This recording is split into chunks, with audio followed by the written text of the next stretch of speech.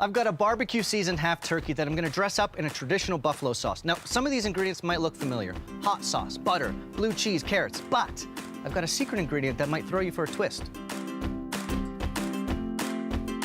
To start, our first ingredient, a brick. I'm just using a household brick and wrapping it in tin foil so it doesn't directly touch the turkey. Let's go to the grill. I'm gonna put a little olive oil on this turkey so it doesn't stick skin side down on the grill. The half turkey already comes flattened for you and seasoned. I take the bricks and weigh down the turkey. This gives us a nice crispy skin. Okay, let's do a flip over and see what we've got. Amazing grill marks, and it's been flattened out. So I'm gonna knock down the heat. I just wanna finish cooking it through. Equal parts butter and hot sauce. I'm gonna baste it onto the turkey as it finishes cooking. I can hear it sizzling. Finish it off with this amazing blue cheese dressing that we made. This summer, when you're grilling for a crowd, think turkey. Wow, delicious.